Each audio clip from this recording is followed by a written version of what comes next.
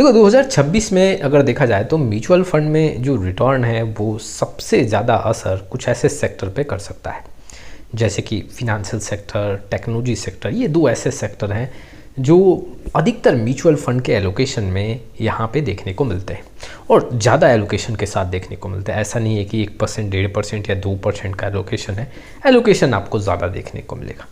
2026 में अगर देखा जाए तो यहाँ पे एक सेक्टर काफ़ी कमज़ोर होता हुआ देखने को मिल रहा है और आने वाले समय में 2026 में रिटर्न का आंकड़ा यही दो सेक्टर डिसाइड कर सकते हैं। फिलहाल जो अभी स्थिति है उसमें देखने को मिल रहा है कि ये जो मार्केट के जो म्यूचुअल फंड्स के दो स्तंभ हैं, सबसे बड़े दो स्तंभ हैं, उसमें से एक स्तंभ कमज़ोर देखने को मिल रहा है।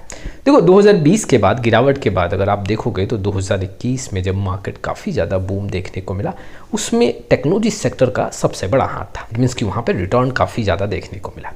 लेकिन अगर अभी आंकड़ा देखोगे तो टेक्नोलॉजी सेक्टर में काफ़ी कमज़ोर स्थिति देखने को मिल रहा है और अगर आने वाले समय में स्थिति काफ़ी डामाडोल रहा, इट मीन्स कि काफ़ी ज़्यादा प्रेशर में रहा ऐसे सेक्टर में, तो 2026 में भी म्यूचुअल फंड के रिटर्न का आंकड़ा काफ़ी मजबूत देखने को नहीं मिलेगा। म्यूचुअल फंड में एलोकेशन ज़्यादा होगा, वहाँ पे रिटर्न का आंकड़ा कमज़ोर होगा। जहाँ पे कम होगा वहाँ पे जितना रिटर्न मिलना चाहिए उससे थोड़ा कम देखने को मिल सकता है। 2026 में यही दो सेक्टर जो हैं रिटर्न के आंकड़े को डिसाइड करेंगे और उसमें से एक सेक्टर अभी काफ़ी कमज़ोर देखने को मिल रहा है। आज के दिन भी आईटी सेक्टर में गिरावट देखने को मिला। सबसे पहले हम ये देखते हैं कि आखिर गिरावट कितना हुआ है और हम ये भी जानेंगे कि लार्ज कैप, मिड कैप और स्मॉल कैप म्यूचुअल फंड में ऑन द एवरेज कितना एलोकेशन ऐसे सेक्टर में है और आने वाले समय में कितना ज़्यादा यहाँ पे दबाव देखने को मिल सकता है। देखें तो निफ्टी आईटी में करीबन 1.42% का गिरावट देखने को मिला है। करीबन 453 पॉइंट यहाँ पे आज डाउन रहा। एक साल के आंकड़ों के हिसाब से देखोगे तो लगातार इसमें नेगेटिव आंकड़ा ही देखने को मिल रहा है। एक साल में करीबन देखोगे तो 8000 पॉइंट डाउन है। वहीं पे 6 मंथ की बात करूँ तो 6 मंथ में करीबन 4700 पॉइंट डाउन देखने को मिल रहा है। हाई से अगर मैं आंकड़ा देखूँ तो यहाँ से अगर आप डेटा कंपेयर करोगे तो करीबन 20% यहाँ पे गिरावट देखने को मिल रहा है। दिसंबर 2025 से अभी तक का आंकड़ा देख रहा हूँ, लेकिन मैं अगर ऑल टाइम आंकड़ों के हिसाब से देखूंगी कितना गिरावट है तो ये फिगर जो है काफ़ी ज़्यादा यहाँ पे इन्वेस्टर को सचेत करेगा। जी हाँ, करीबन 31% का गिरावट है अपने हाई से। और अभी तक जितने भी सेक्टर हैं अगर नोटिस करोगे तो ये ऐसा सेक्टर है जिस पे पिछले 2-2.5 साल से यहाँ पे दबाव देखने को मिल रहा है और लगातार पिछले 5 दिन में देखोगे तो यहाँ पे करीबन 4 से 5% का गिरावट है। एक मंथ में देखोगे तो 17 से 18% का गिरावट है। 6 मंथ में देखोगे तो 13%, वहीं पे एक साल में 20%। तो आप समझ सकते हो कि यहाँ पे दबाव कितना है और फिलहाल यही सेक्टर सबसे ज़्यादा दबाव में देखने को मिल रहा है और म्यूचुअल फंड में भी इसके चलते दबाव देखने को मिल रहा है।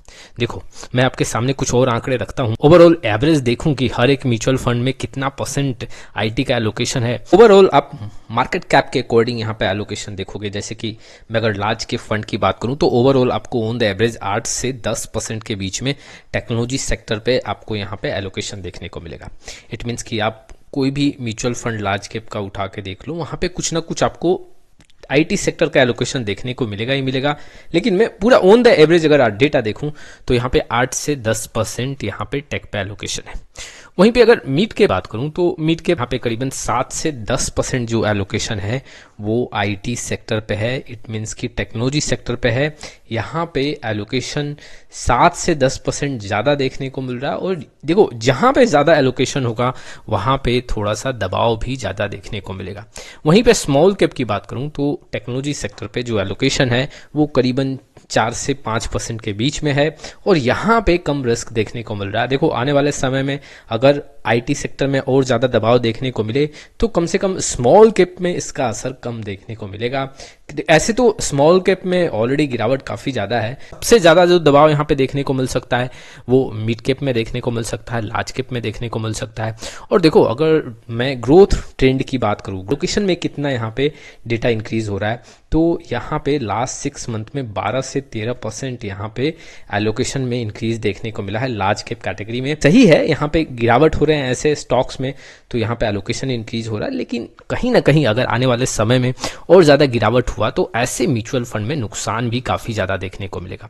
दूसरे नंबर पे अगर आप देखोगे तो स्मॉल कैप यहाँ पे आईटी के सेक्टर पे जी हाँ एलोकेशन काफ़ी तेज़ी से इंक्रीज कर रहा है। लेकिन अब यहाँ पे इन्वेस्टर को कैसे यहाँ पे सचेत रहना चाहिए, इन्वेस्टर को यहाँ पे क्या स्ट्रैटेजी बनाना चाहिए। 2026 में हो सकता है कि ऐसे सेक्टर में दबाव के चलते कई ऐसे म्यूचुअल फंड में रिटर्न का इजाफा कुछ खास देखने को नहीं मिले, और large cap, mid cap, small cap, आप किसी भी कैटेगरी के फंड को आप उठा के देख लो, चाहे आप वैल्यू ओरिएंटेड की बात कर लो या फिर कॉन्ट्रा फंड की बात कर लो या फिर आप फ्लैक्सी कैप, मल्टी कैप, कोई भी फंड आप उठा के अगर आप देख लो, कहीं ना कहीं उसमें इनडायरेक्टली और डायरेक्टली आईटी का एलोकेशन देखने को मिलेगा।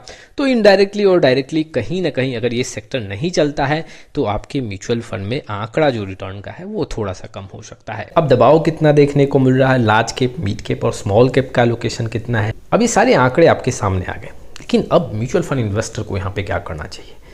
आज के आज आप अपने पोर्टफोलियो में ज़रूर जाके चेक करें कि आईटी का एलोकेशन कितना है।